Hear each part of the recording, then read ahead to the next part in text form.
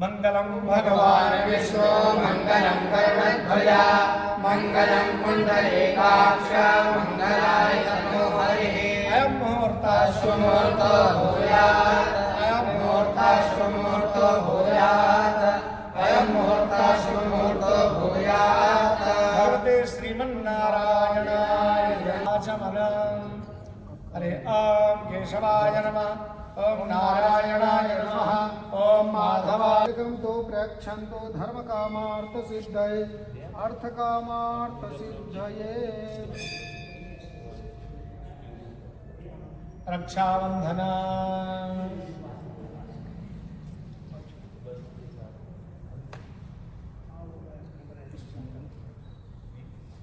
हरे ओम तेन बद्धो बलिराजा दानवेन्द्रो महाबला तेन त्वां प्रबध्नामि रक्षे माचलमाचल। आयुष्मते स्वस्तिरस्तु।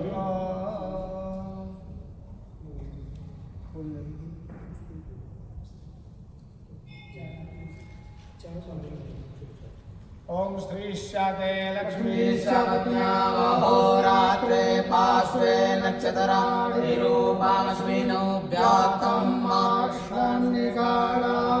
मयि काणा सर्वलोकं मयि काणा। आयुष्मते स्वस्तिरस्तु।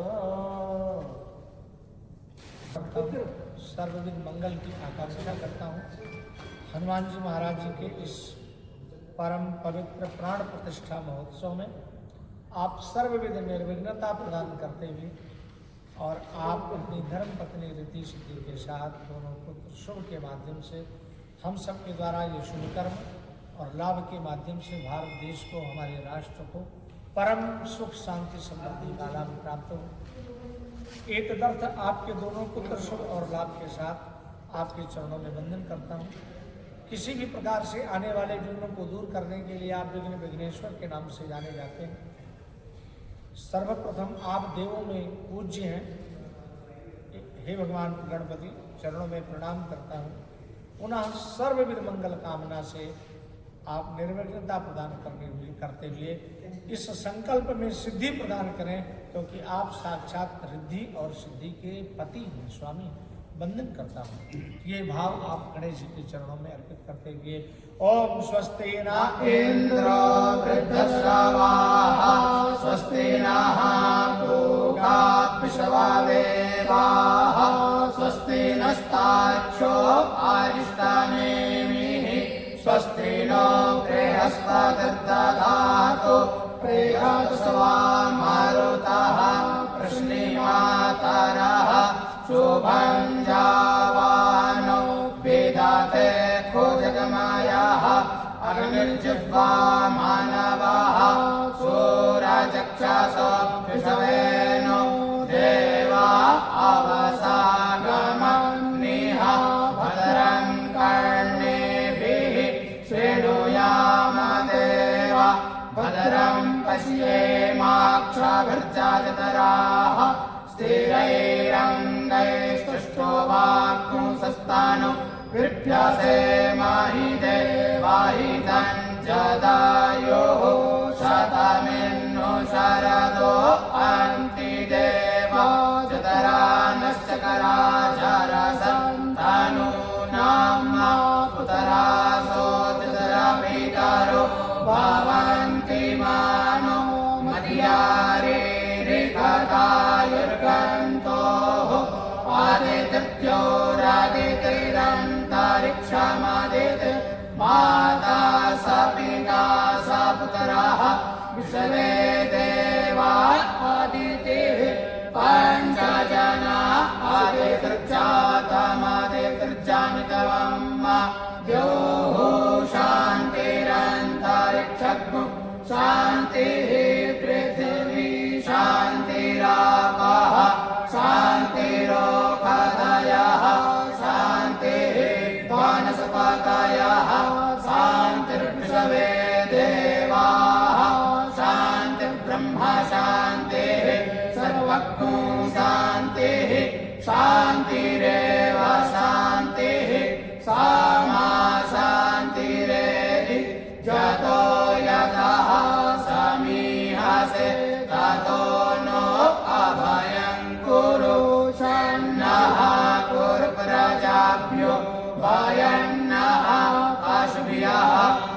हरिः ॐ भवतो श्रीमन्महागणाधिपतये नमः। ओम लक्ष्मीनारायण नारायणाभ्यां नमः। ॐ उमामहेश्वराभ्यां नमः। ॐ वाणी हिरण्यगर्भाभ्यां नमः। ॐ शचीपुरन्दराभ्यां नमः। ॐ मातपितृकमलेभ्यो नमः। ॐ इष्टदेवताभ्यो नमः। ॐ कुलदेवताभ्यो नमः। ॐ ग्रामदेवताभ्यो नमः। ॐ स्थानदेवता गुरु हो श्री महाराज जी का नाम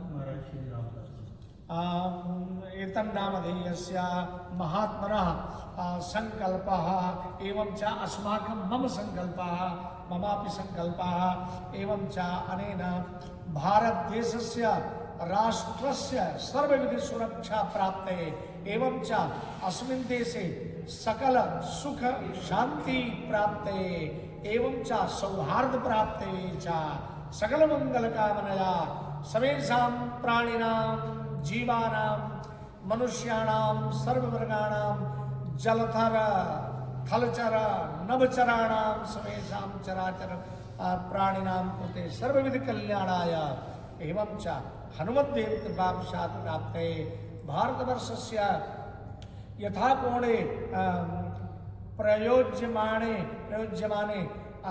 बहु संख्याक श्री हनुमद्देव अष्टधातु प्राण प्रतिष्ठा कर्मणि आदौ चतुष्विग्रहेषु अद्य यथा प्राण प्रतिष्ठा कर्मणि यथादिवासं जलादिवासं अन्नादिवासं फलादिवासं पुष्पादिवासं धूपादिवासं मित्रादिवासं द्रव्यादिवासं एवं च शय्यादिवासां तावद् क्रियमाणस्मिन् कर्मणि आदौ सर्वविध निर्विघ्नता संसिद्धये गणपत्यादि पूजनं वरुणदेव पूजनं चाहम् आचार्य द्वारा संपादयिष्ये स्वयं च करिष्ये।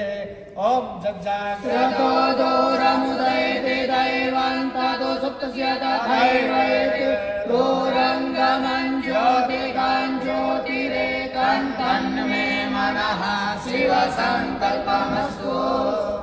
अब इसके साथ पैसे ले लें संकल्प लेके। अब ये दोनों पैसे वहां पे आप भी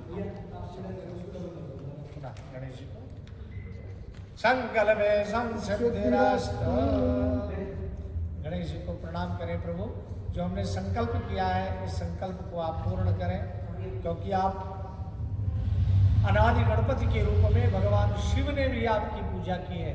ऐसे देवताओं के भी जीवन में समस्त विघ्नों को दूर करने वाले, देवताओं को भी दिव्यता प्रदान करने वाले हे भगवान गणपति, आप संकल्प में सिद्धि प्रदान करते हैं, इस कार्य में भी सिद्धि प्रदान करें। वंदन करता हूँ। गजाननं भूतगणाभिसेवितं कपित्थजम्बो फलचारुभक्षण उमासुतं शोकविनाशकारकं नमामि विघ्नेश्वरपादपङ्कजं। सर्वमङ्गलमाङ्गल्ये शिवे सर्वार्थसाधिके शरण्ये त्र्यम्बके गौरी नारायणि नमोस्तुते। गौरी गणपतये नमः। ध्यानार्थे पुष्पाणि समर्पयामि, आवाहयामि, स्थापयामि, पूजयामि। ओम गणानां त्वा गणपतिगुं हवामहे प्रियाणां त्वा प्रियपतिगुं हवामहे निधीनां त्वा निधिपतिगुं हवामहे पशु। अब शुरुआत थोड़ी सी समझ में आ जाएगी ना, तो और सारी चीजें हमें आसान हो जाएगी। ये भगवान के जो श्री विग्रह यहाँ विराजमान है, इनका अब अधिवास होने जा रहा है। अधिवास का मतलब होता है अधि माने में, वास माने रहना, माने अब ये रहने में जा रहे हैं, रहने के लिए जा रहे हैं। कहाँ रहेंगे? कई प्रकार के द्रव्यों में। द्रव्य का अधिवास का अर्थ होता है कि अब ये गर्भ में जा रहे हैं। गर्भ में जब कोई होता है, कोई बालक होता है, तो उसको किन किन चीज़ों की जरूरत होती है? अन्न की, जल की सबसे ज़्यादा जरूरत होती है, फिर अन्न की, फिर माँ जो वस्तु ग्रहण करती है, फल फूल आदि आदि सब कुछ, वो सारी चीज़ें बालक को प्राप्त होता है निश्चित रूप से। और गर्भ में एक नली भी होती है कि माता वो जो गर्भ में एक नली होती है, वो माँ के गर्भ में उस बालक के पेट तक जाने की नली एक होती है। है ना जी, एक नली होती है। माँ जो अगर तीखा भी खाएगी तो उसके बालक के ऊपर असर पड़ेगा, क्योंकि साक्षात वो बालक को उस नली से उस बालक के नली का संबंध होता है। उसी प्रकार से अब इनको हम ये गर्भ में रहने जा रहे हैं, ये गर्भ में इनके जितने भी ये अधिवास हैं ये सब वहाँ होंगे, ठीक है जी, अन्नादि। उसके बाद ये गर्भ से जब निकलेंगे ना तब इनकी प्राण प्रतिष्ठा होगी, माने बालक जन्म है। लेकिन बालक तो जन्म तभी ले लेता है जिस दिन वो गर्भ में जाता है, आखिर जीव आ गए। उसी प्रकार से जब इस मूर्ति को जब मिस्त्री एक पत्थर को आकार देने लगता है तो उसी समय परमात्मा तो इनमें होते ही है। जैसे हर पत्थर में परमात्मा है, लेकिन कौन बताएगा? कारीगर बताएगा। हर पत्थर में भगवान है, वही तो बताएगा। हम तो कहेंगे पत्थर है। तो अब इनके निर्माण में किसी भी प्रकार को जब ये हनुमान जी बन गए होंगे तो किसी ने कहा होगा कि इनकी नाकी टिकड़ी है, तो उसने हथौड़ी उठाया होगा, तुरंत ऐसे ठोक दिया होगा, कहा होगा अब ठीक है। तो दोष लग गया, क्योंकि इनकी आकृति हनुमान के रूप में बन गई थी। इसके बावजूद मैंने इनको समझ लिया ये हनुमान जी, फिर भी हमने हथौड़ी मारी। तो आपको लगा होगा जी अब मत मारो, अब इस रूप में हम इनको धक्का नहीं दे सकते। भले इनकी प्रतिष्ठा नहीं, ये केवल अष्टधातु मात्र है, लेकिन हम इनका अपमान नहीं कर सकते, हम इनको ऐसे गिरा नहीं सकते। हाँ ठीक है ना जी। तो इसलिए सर्वप्रथम उस कलाकार के द्वारा किसी भी प्रकार का कोई हस्तक्षेप आदि किया गया हो, मने टंकार आदि में कोई पाप आदि हो गया हो, आदि भाव में नीचे गिरा दिया हो, पड़ी रहने दो, तो उन दोष के निवारण के लिए एक अग्निउपतारण विधि है। अग्निउपतारण, वो अग्निउपतारण विधि जब हम छोटी प्रतिमा करते हैं, यहाँ जब प्रतिष्ठा करते हैं तो उनका शहद, दही, दूध आदि के द्वारा स्नान करके उनमें अग्निउपतारण विधि है। ऐसे इनमें भी विधि, ये विधि जब हवन आदि होगा, इनकी जो विधि है वो उसके साथ इनकी विधि जोड़ दी जाती है। अब आप हाथ जोड़ें और हाथ जोड़ करके पूछने जा रहे हैं कि हे आचार्य, ये जो मूर्ति बनी है, इस मूर्ति का आप निरीक्षण कीजिए। हमने अमुक स्थान से ये मूर्ति लेकर के आए हैं और कृपया आप देखिए क्या ये मूर्ति सब तरह से ठीक तो है। ये आप हाथ जोड़ करके संस्कृत में हमसे पूछेंगे, ठीक है। भाई मूर्ति थोड़ी और आगे करो, क्योंकि चारों तरफ से निरीक्षण करना है। हाँ बोलिए, भो आचार्य इमाम इमाह प्रतिमाह निरीक्षस्व। अब आपने कहा है कि इन, क्योंकि कई प्रतिमा है तो इसलिए हमने कहा इमाह। एक होती तो कहते इमाम, ठीक है। इन प्रतिमाओं का आप इन प्रतिमाओं का निरीक्षण कीजिए। अब हम आचार्य इनका निरीक्षण करने जा रहे हैं। वैष्णव्यो सवितर्पः सवत्रिगुणः शिरेण पवित्रेण सोऽप्यस्य रश्मिभिः तस्य तेन विप्रपदे पवित्रभूतस्य युक्तावः पुरे गच्छते अम्मा सुशोभना।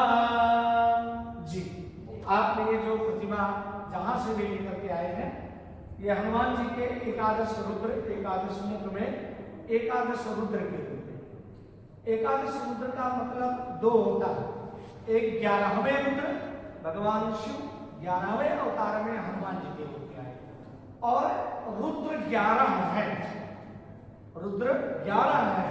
तो उन 11 रुद्रों के प्रतिनिधि के रूप में हनुमान जी एकादश मुखी है। 11 मुखी, जब एकादश की बात आती है तो हनुमान जी एकादश रुद्र के रूप में होते हैं। जब हनुमान जी पंचमुखी होते हैं तो भगवान शिव 5 मुख वाले हैं, और हनुमान जी स्वयं शंकर भगवान हैं, इसलिए वो पंचमुखी के रूप में आते हैं। आदि जब 9 की और जितने भी संख्या की होगी उनमें उनका कहीं ना कहीं कोई बात होता है। तो ये भगवान सबसे ऊपर जो विग्रह के रूप में विद्यमान है, हम इनकी रोज आपको व्याख्या कहीं ना कहीं बताएंगे। सर्वप्रथम ये भगवान हयग्रीव है। भगवान हयग्रीव का मतलब होता है जिन्होंने वेद का उद्धार किया, ऋग्यजुःसामरूपाय वेदाहरण कर्मणे प्रणवोद्गीतवचसे महाश्वसे नमः उद्गीता प्रणवोद्गीता सर्वभागेश्वरेश्वरा सर्ववेदमया चित्या विद्या बोधय ओम हयशीर्षणे नमः। ये भगवान के इन विग्रहों में हयग्रीव भगवान की स्तुति है जो हनुमत विग्रह के रूप में विराजमान इनमें। तो सर्ववेद वेदों का उद्धार करने के लिए, और वेद ही हमारे मूल ग्रंथ हैं और वेद में ही संपूर्ण ज्ञान है, ब्रह्मांड का ज्ञान, क्योंकि वेद भगवान का श्वास है, उनके श्वास से वेद निकला हुआ है। इसलिए सर्वप्रथम हनुमान जी कहते हैं कि सर्व ज्ञान ज्ञानी सबसे ऊपर होगा, जिसको सर्व ज्ञान है। तो ज्ञान सर्व तेषाम ज्ञानी नित्य युक्ता एक भक्तिर विशिष्यते प्रियो ही ज्ञानिनोत्यर्थम महम सचम मम प्रिया, ये भगवान ने स्वयं कहा। तो ये सर्व ज्ञान के भंडार होने के कारण आदि स्वरूप में भगवान हयग्रीव मूल रूप में सर्वप्रथम विराजमान है। और ज्ञान क्या है? ज्ञान व्यक्ति को एकदम ऊंचाई की ओर ले जाता है, ऊर्ध्व की ओर। इसलिए ज्ञान के स्वरूप में एकादश विग्रह में भगवान हयग्रीव सर्वोपरि है। इस ब्रह्मांड में सबसे नीचे यदि कोई है तो भगवान शेषनाग है, जिन्होंने इस पृथ्वी को अपने सिर पर धारण कर रखा है। इसलिए सबसे नीचे का मुख भगवान का शेष है। ये शेष नीचे है और ज्ञान वेद इन दोनों के बीच में ये समग्र सृष्टि का जो क्रम है चलाने वाले ये हनुमान जी, ठीक है। इनके भी ठीक है। आज ये जानना तो हो गया हमारे को कि ये जो संकल्प उठा है ये भारत की सरहदें तो सुरक्षित हो गई, ये तो पूर्ण विश्वास जागृत होता है। निश्चित जैसा पवित्रता से संकल्प किया गया, बहुत बहुत बहुत कृपा से, बड़ी कृपा। मैं कहता हूँ किस घड़ी में आपने ये स्वीकारा कि आप ये प्रतिष्ठा करो, हमारा तो उद्धार हो गया।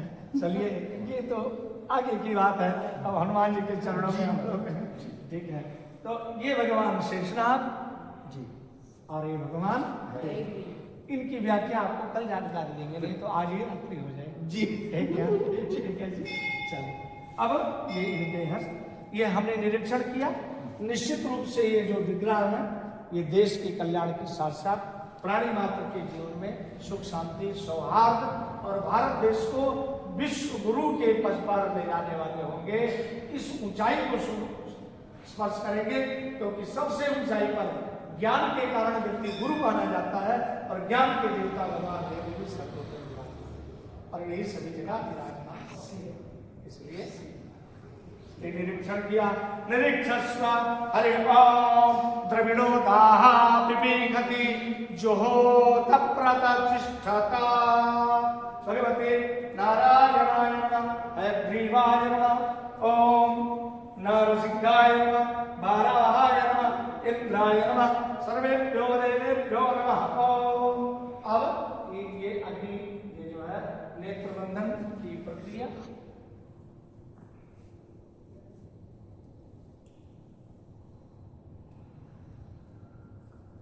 या फिर अब एक कलश में जल लेकर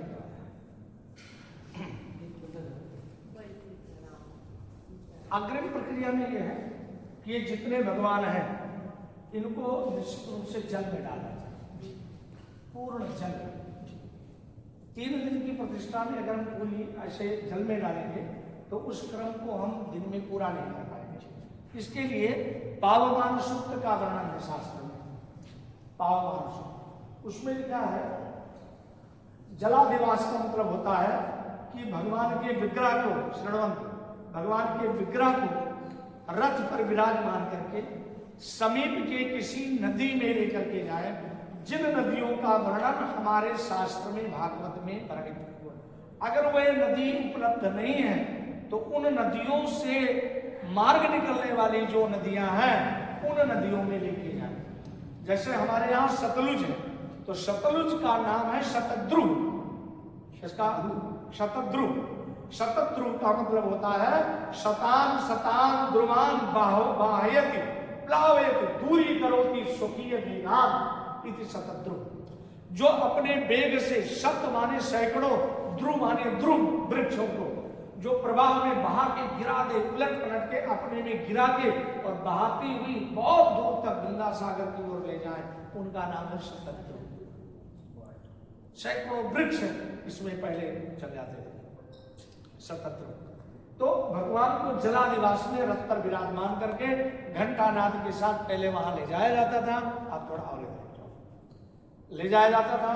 इसके बाद वहां पर जल के अंदर जितने जीव हैं उनको प्रार्थना किया जाता था कि हे जल में रहने वाले मछली, मेढक, करकोट माने केकड़ा क्या कहते हैं, केकड़ा, कछुआ, हम आपको प्रणाम करते हैं कि आज जिस जल में आप निश्चिंत भ्रमण कर रहे थे उस जल में आपको निर्विघ्नता भ्रमण करने के लिए आज विघ्न के रूप में मैं आ गया भगवान की तरफ से कि अब आप जब चलेंगे तो इनसे टकरा जाएंगे क्योंकि ये जल में खड़े हैं। तो इसके लिए जो आपको 2-3 दिन का जो विघ्न होगा भ्रमण करने के लिए, इसलिए हम आप सबका पूजन कर रहे हैं, आपसे क्षमा याचना कर रहे हैं। ये पूजन, ये सनातन धर्म की विधि है कि उनको पूजन किया जाएगा, फिर उनसे प्रार्थना की जाएगी कि कष्ट के लिए आप क्षमा करेंगे और उनसे अनुमति मांग करके तब इन प्रतिमाओं को उन अग्नि में, उसमें जल में रखा जाएगा। फिर ब्राह्मण उस नदी के किनारे बैठ करके रात्रि भर वेद माने नृत्य, वाद्य और गीत का पाठ करेंगे, सभी नाच गान, क्योंकि भगवान हमारे ठाकुर जी यहाँ विराजमान है, ये जल रूपी गर्भ में है, तो उनके लिए मंगल उत्सव गाया जाएगा। अगले दिन उनको पुनः रथ पर विराजमान होकर और वेद पारायण के साथ उस नगर की ओर ले जाया जाएगा जहां ये विराजमान होंगे। इसको कहा जाता है जलाधिवास। अब आप देख लीजिए जलाधिवास कितना बड़ा है और हम क्या करने जा रहे हैं, जल छींटने जा रहे हैं। लेकिन ये क्रम है, इस क्रम का ज्ञान होना चाहिए। हम लोगों ने किया भी है, ऐसा किया भी है। जब कभी भगवान चाहेंगे ना तो समापन में या बीच में कोई ऐसा मौका लगेगा तो इन संपूर्ण विधियों को कुछ विग्रह में पूरा किया जाए, करके और सारी विधियों को एकदम एक बार विग्रह, ठीक है ना। फिर वो मूर्ति, वो जो भगवान हनुमान जी जहाँ विराजमान होंगे उनकी दिव्यता शक्ति को देखिएगा कि अगर बिजली भी गिर रही होगी तो इधर और इधर चली जाएगी चारों तरफ। ये चमत्कार होगा, माने उन विग्रह का उन क्रम से प्रतिष्ठा का विग्रह। चले अब हम जलाधिवास की ओर बढ़े। अब हम शांति पाठ कर लें एक बार। शांति पाठ उसमें उस 60 मिनट का देखिए, इसमें नियम है 24 घंटे, 6 घंटे, 24 मिनट, 24 मुहूर्त, 24 घटी, 24 घटी, ठीक है। फिर 24 पल, मतलब हम 6 मिनट का अधिवास लेकिन मंत्रोच्चारण पूर्वक 6 मिनट से लेकर के 24 मिनट तक का है। तो हम 6 मिनट साथ मंत्र पढ़ते पढ़ते भगवान को ये अभिषेक है, ठीक है। तो ये जलाधिवास का क्रम पूरा होगा। हाँ, फिर अगर वो संपन्न होगा फिर दोहरा देंगे और अन्य अत्रत्याय बहुत तदत्या। हाँ जी, आप मंत्रोच्चारण भी आ रहे। हाँ, ओम पवमानस्य वर्जनः पवित्रेण विचर्षणिः यः कोता सपुनातुमा पुनन्तु माते वचनः पुनन्तु मनसो धिया पुनन्तु विश्वधायवः जयतवेदः पवित्रवद पवित्रेण मुनाहिमा शुक्रेण देवहित्यता अग्ने कृत्वा भगुं रनु यत्ते पवित्र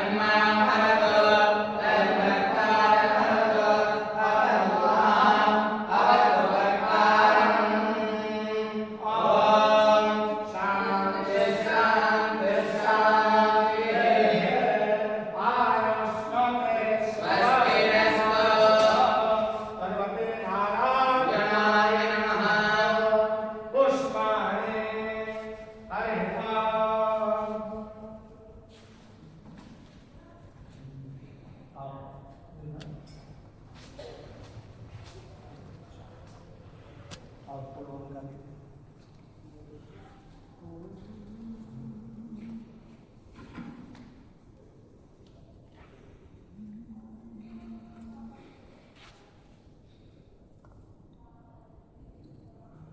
अनेन जलाधिवासेन भगवान श्री हनुमत देवता प्रियता।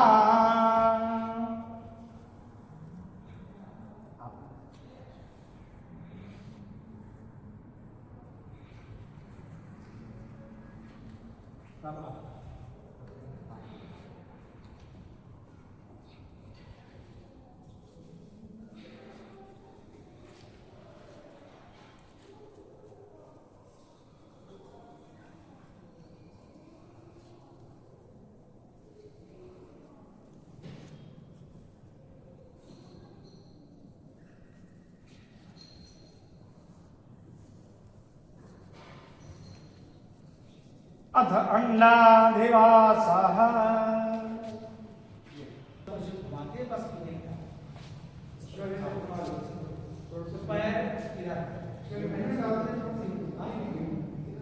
अभी जब डालेंगे ना वैसे ही नीचे आएगा।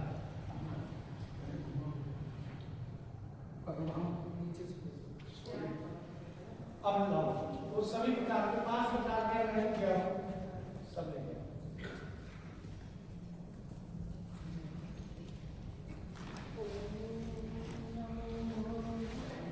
ये बस अब बहुत धीरे से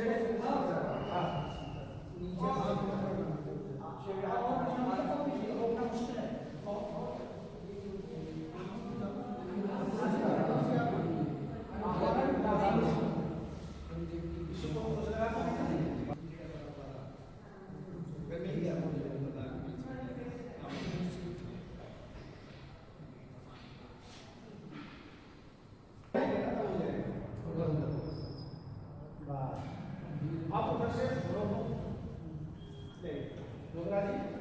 आपको भी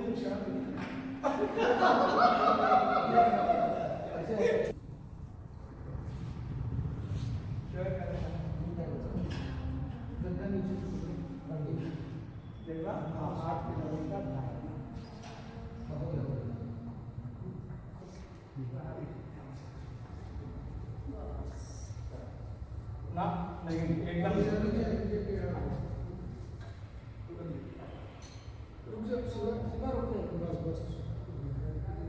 चलो फिर सही देखना वहाँ लगेगा वहाँ लगेगा पीछे पकड़ने का लगना मूर्ति बनवाई और एक साथ प्रतिष्ठा की थी तो वो जगह साफ करिए। यमुनोत्री से देखना वहाँ ध्यान रखना हाथ कहीं जोड़े ना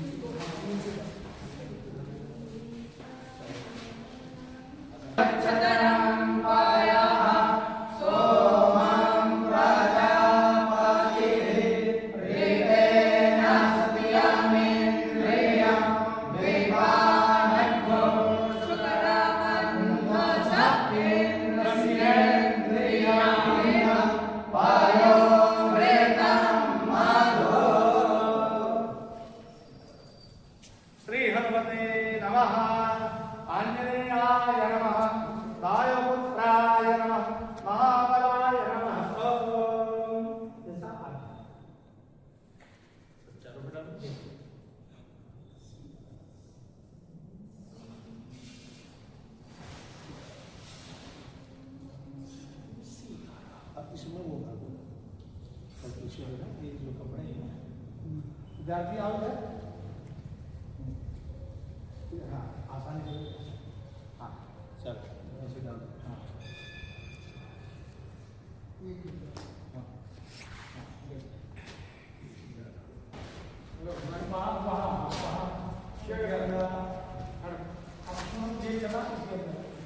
अब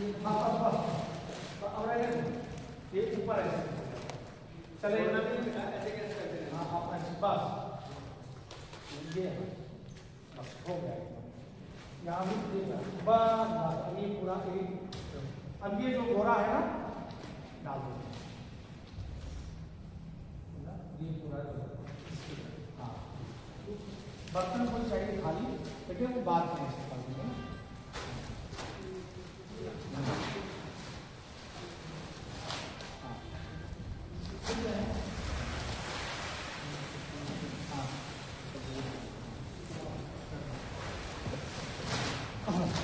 अन्न सूक्त शुरू करें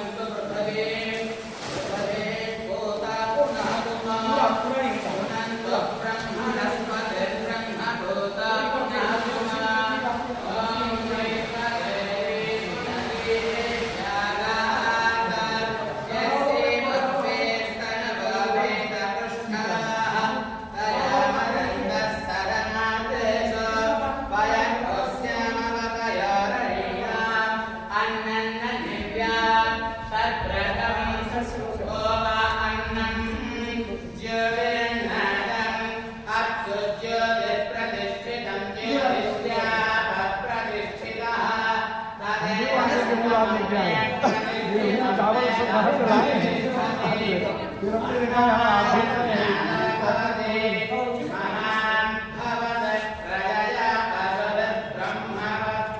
अन्न सूक्त है अन्न सूक्त का पाठ हो रहा है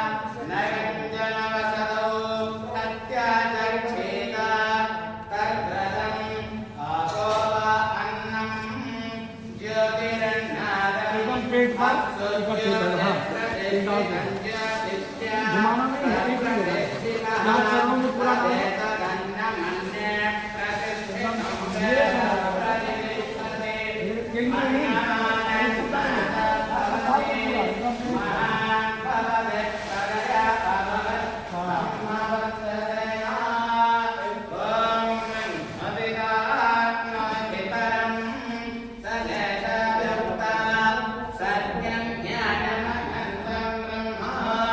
Yeah.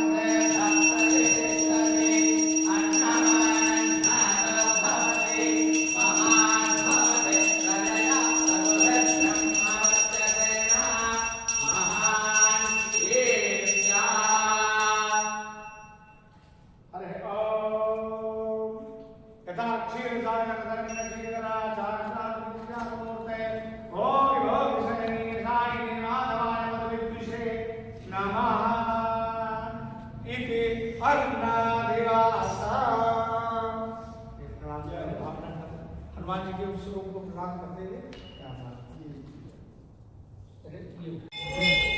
हरे श्री हनुमते नमः आंजनेयाय नमः हरे अतुलित बलधामं देवशैलावदेहं गरुडवलिगुणानं ज्ञानिनामाग्रगम्यं सकलगुणधामं माधवानामधीशं सर्वदिव्यभक्तं वातजातं नमामि। हरे श्री हनुमते नमः आंजनेयाय नमः वायुपुत्राय नमः नमस्कारामि प्रणमामि मुहुर्मुहुः भूयो भूयो नमः अथ स्नानादिवासां समाचरेत भगवते श्री हनुमते नमः आंजनेयाय नमः वायुपुत्राय नमः महाबलाय नमः नमस्कारामि आरभे इधर से क्रम इधर से हरे पहले बोल देना हरे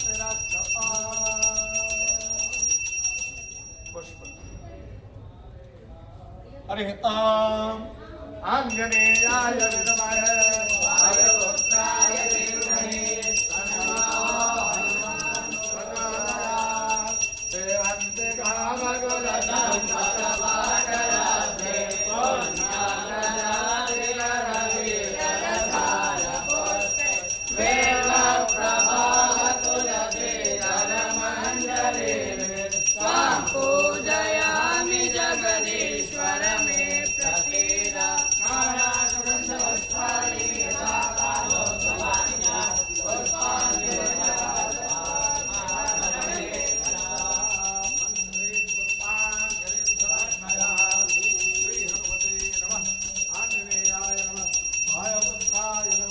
महाबलाय नमः।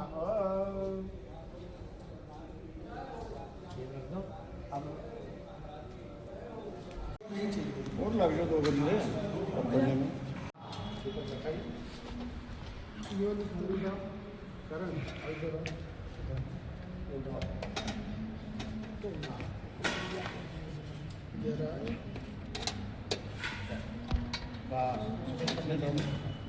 समय नीचे रख देते ना तो जल्दी पहले यहाँ से बस आप यहाँ और बस हाँ ये बीच में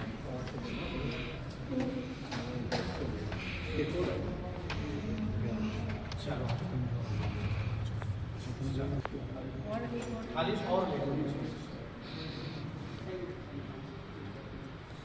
तो 55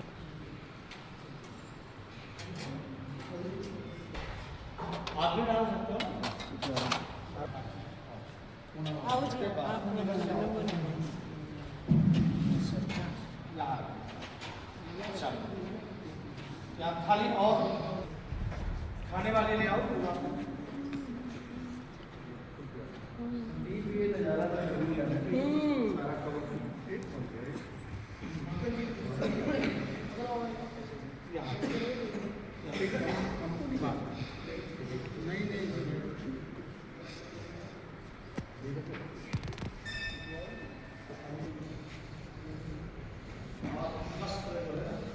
बीच बीच में बसता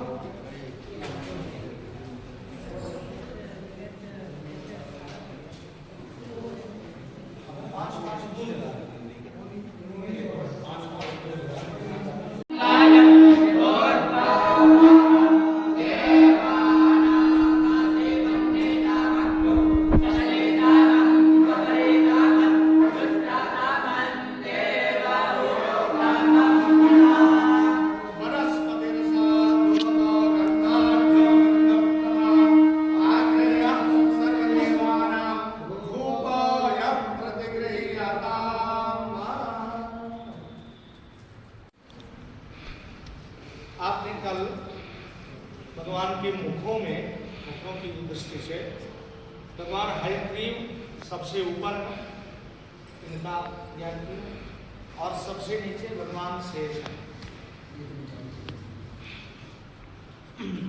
अब हम सबसे किनारे आ गए।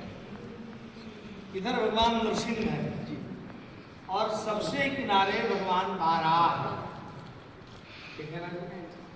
बाराह का मतलब होता है, बाराह शब्द का शास्त्रों में वर्णन है संतोष।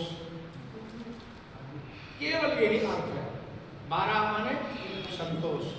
बाराह भगवान ने अवतार लेकर के किसका वध किया? हिरण्याक्ष का वध किया। किसका वध किया है? हिरण्याक्ष। हिरण्य माने सोना, अक्ष माने आंख। जिनके आंख में केवल धन ही धन दिखाई दे, धन के अलावा कुछ ना दिखाई दे, उनको कहते हैं हिरण्याक्ष। तो हिरण्याक्ष माने लोभ, और लोभ को किसके द्वारा शांत किया जा सकता है? संतोष के द्वारा। जब तक संतोष नहीं होगा तब तक लोभ नष्ट नहीं होगा। जिन प्रति लाभ लोभ अधिकाई, तो ये भगवान बाराह जो है ये संतोष के प्रति, अर्थात जीवन में ज्ञान की आवश्यकता है और सामर्थ्य माने धारण शक्ति की आवश्यकता है। भगवान शेषनाग का मतलब धारण शक्ति, धारणा शक्ति और ज्ञान। इन दोनों के बीच में ऊपर से नीचे जब हम क्रम में आएंगे तो अब ये क्रम पहले नाम से पढ़ा गया था कि नाम क्या है? ये जो दूसरा रूप है ये शिव और राम, इन दोनों में एक रूप है। भगवान का जो दूसरा रूप है ये राम के रूप में, राम। इधर का कौन सा रूप है? भगवान नृसिंह का रूप। नृसिंह का मतलब होता है भीषण परिस्थिति का सामना, ये नृसिंह शब्द का, ठीक है ना? अथवा भक्ति की रक्षा के लिए प्रकट होना, भक्त की रक्षा करना। तो इनका भीषण परिस्थिति में भक्तों की रक्षा करना, ये हनुमान जी का नृसिंह रूप है। जैसे प्रहलाद जी को कितनी कठिन परिस्थितियां थी हिरण्यकशिपु जैसे राक्षस के समय, तो इसलिए विषम परिस्थिति में भक्तों की रक्षा करना ये भगवान का नृसिंह रूप है। अब इधर नृसिंह माने रक्षा और उधर संतोष, इधर धारणा शक्ति और ऊपर ज्ञान। ज्ञान, धारणा शक्ति और विषम परिस्थिति में भक्त की रक्षा यानी जीव की रक्षा और संतोष। समझ आ गया। अब इनके क्रम में ऊपर भगवान राम आए, क्योंकि राम जो है वो हनुमान जी से नीचे नहीं होंगे, उन्होंने उनको इस रूप में धारण।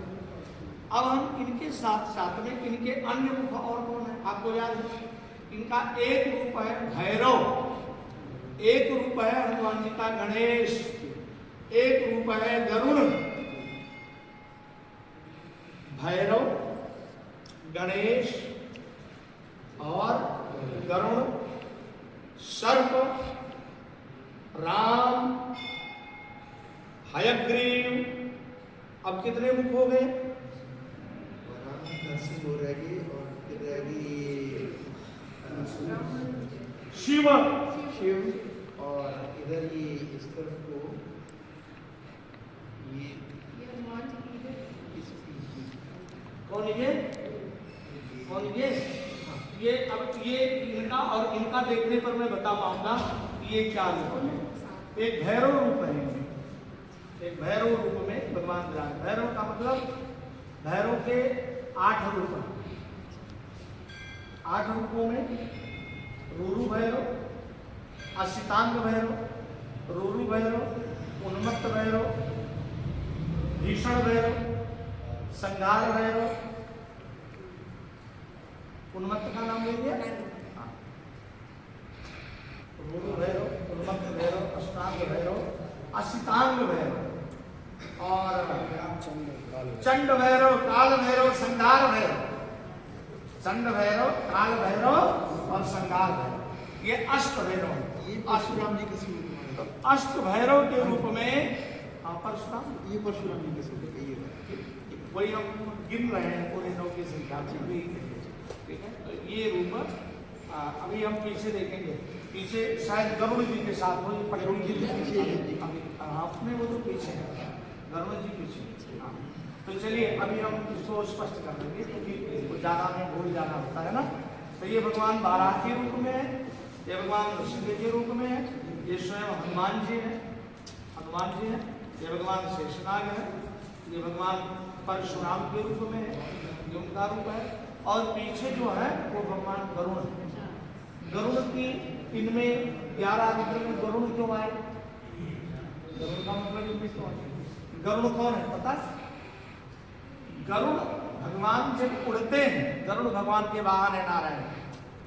तो जब भगवान सवारी करना होता है तो गरुड़ को कहते हैं कि गरुड़ भगवान को जब बुलाते हैं तो अपने पंखों की ध्वनि करते हैं। तो जब पंख अपना उठाते हैं तो ऋग्वेद, एक पंख से उनके ऋग्वेद की ध्वनि निकलती है और एक पंख से उनके सामवेद की ध्वनि। तो सामवेद का गायन करके भगवान गरुड़ भगवान नारायण को अपने पीठ पर बुलाते हैं, आसन देते हैं। तो इसलिए भगवान के परम प्रिय होने के कारण वाहन के रूप में गरुड़ अपने आप में माने भगवान के एक प्रतिनिधि, भगवान के वाहन के रूप में। और पक्षियों में यदि सबसे अधिक किसी को ज्ञान है तो उनको किसको है? गरुड़ को। इसलिए गरुड़ जी और कागभुषुंडी, इन दोनों का संवाद आपने सुना। कागभुषुंडी माने कौवा, पक्षियों में कौवा। तो कागभुषुंडी और गरुड़ का। तो शास्त्र में कहा गया है कि कांतस्ते पुरुषोत्तमः फणिपति शय्यासनं वाहनम वेदात्मा विहगेश्वरो जमनिका माया जगन्मोहिनी।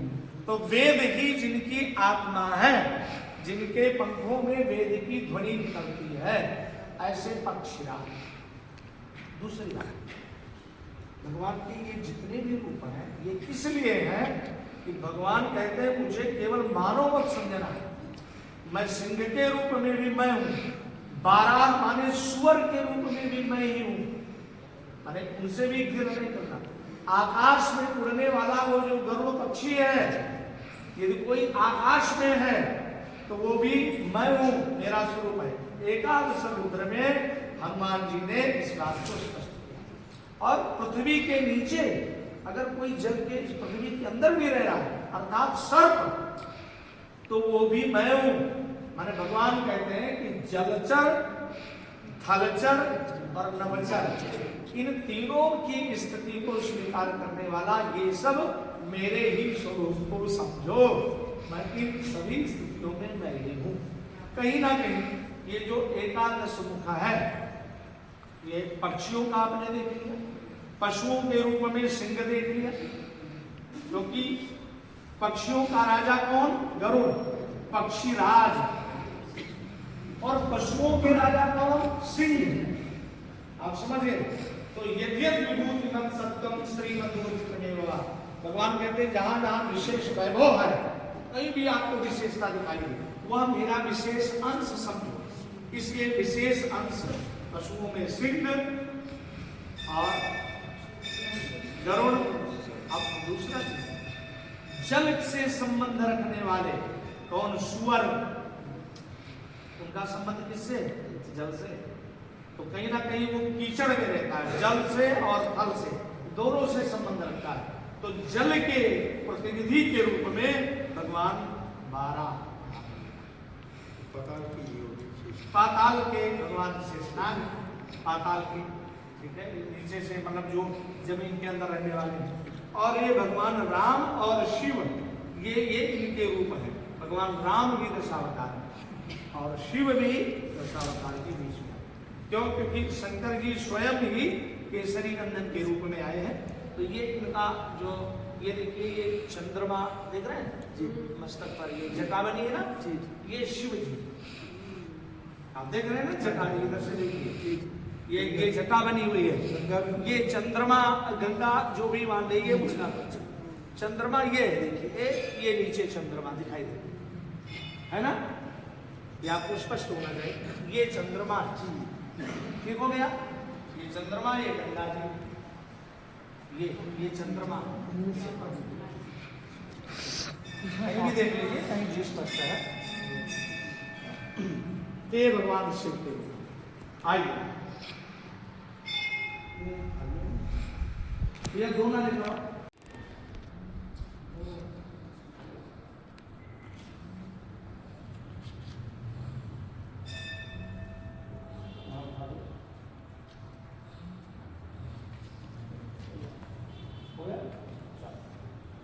दो इसमें डाल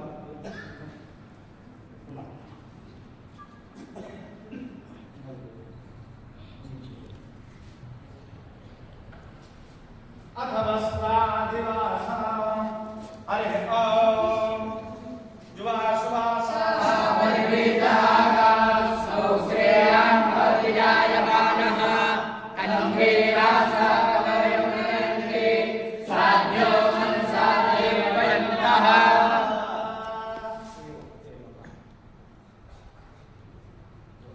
अथवस्त्रादिवासम्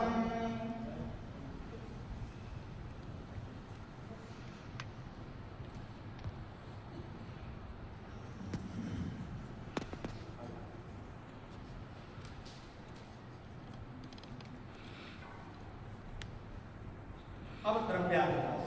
अब ये नोट जो है ऐसे सारे हाथ पर ऐसे हाथ लगा दीजिए और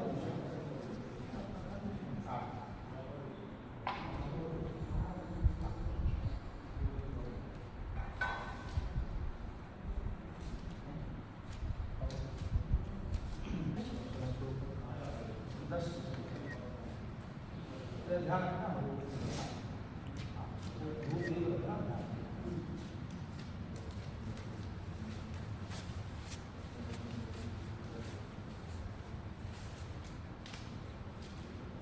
अब प्रत्येक मुख के पास ऐसे बीच बीच में रखते आइए। हाँ कोई बात नहीं, हाँ ऐसे, हाँ कोई बात नहीं।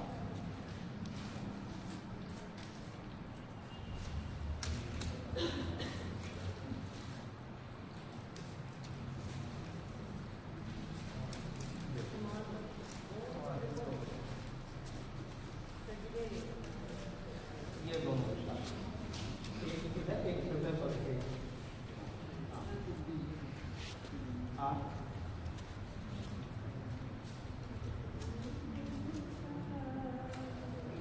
ये हृदय पर, ये हृदय पर।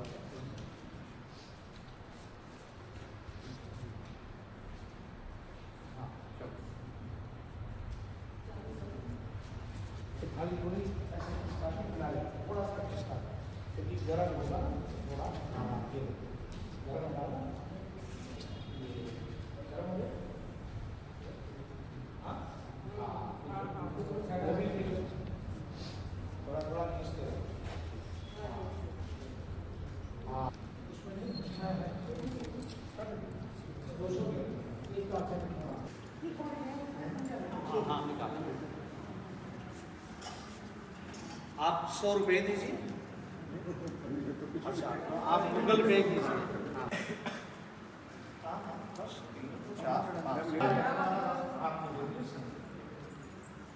हरि ओम तत्सत् तत्सत् तत्सत् विष्णु विष्णु विष्णु पूर्वजन्म विशुद्ध इत्याख्यानावदे योगेश्वर सिंहराणा इत्याख्यानावदे योग।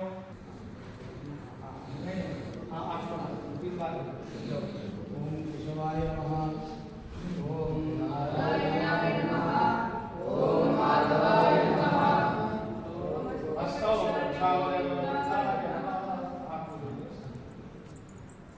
हरि ओम तत्सत् तत्सत् तत्सत् विष्णु विष्णु विष्णु पूर्वजन्म विशुद्धिरस्तु एवं गुणगण विशेषण विशिष्टायां पुरुषो पंडितो गोत्रः वत्सगोत्रमन्नो नामधेयः इत्याख्यानावदे योगेश्वर सिंहराणा इत्याख्यानावदे समत्रिको हम समुत्रियो पुत्र्यो विचोहम सपरिवारो समूहम कृतस्य अत्र श्री वेंकटेश्वर मंदिरमातु विहारी धाम परिसर स्थित श्री एकादश मुखी हनुमत देवस्य चतुष्प्रतिमायां प्रचल्यमानस्य तथा अधिवासान्ते कृतस्य अस्य सर्वविध साङ्गता संसिद्धये तथा एतत् निमित्तका श्री हनुमत देव निमित्तका यथा अत्रत्या समुपस्थितानां सकलमनोकामनाः संसिद्धये हनुमत कृपाप्रसादात् सकल सत्परिवारस्य दीर्घायु आरोग्यता कार्यक्षेत्रे उन्नति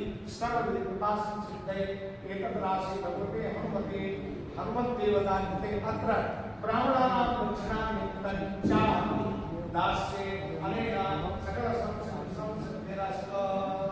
हरे ओम जय दोरंगुदैति दैवन्तस्य दैवैते दोरंगमञ्ज्योतिकाञ्ज्योतिरेकं मे मनः शिवशरणमस्तु। अब ये उठाना शुरू करें, ये दीप उठाइए उधर पे थाली से, थाली से।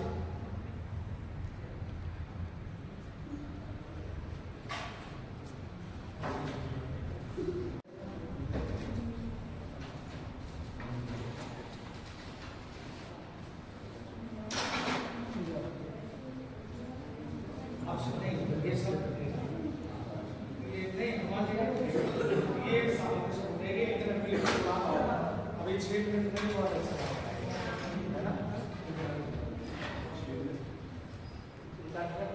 24 घंटे 24 मिनट अथवा उसका चौवाई 6 मिनट कम से कम तब ये दिवास ये 3 दिन का कार्यक्रम, तो उसमें हमें अब ये सैया दिवास होगा, ये शयन करें। उसके बाद कल सुबह उठ करके प्राण प्रतिष्ठा होगी और हवन होगा और उनको दर्पण जो भी उनकी विधि है वो कल सुबह उठने पर मुझे लगता है कि 7 बजे सुबह विधान कपड़ा लंबा विधान जब इनकी, क्योंकि ये दक्षिण भारत की पद्धति है ना, ये उत्तर भारत की पद्धति में हाँ जी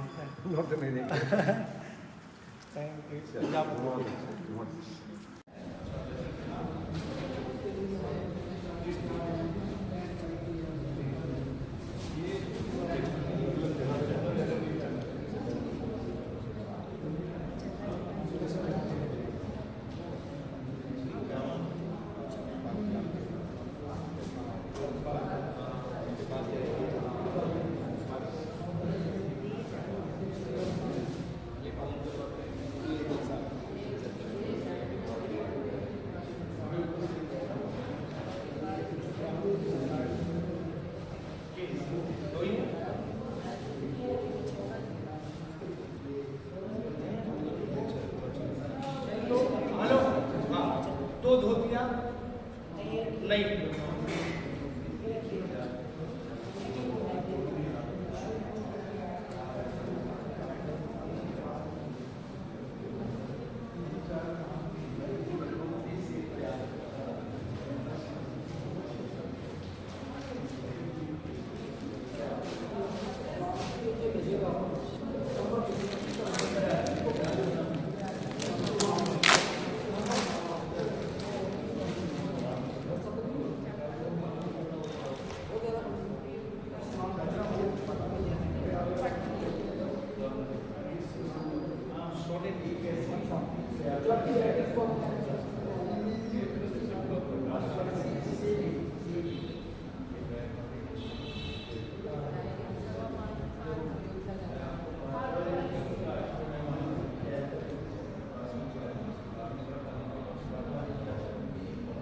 सोना है।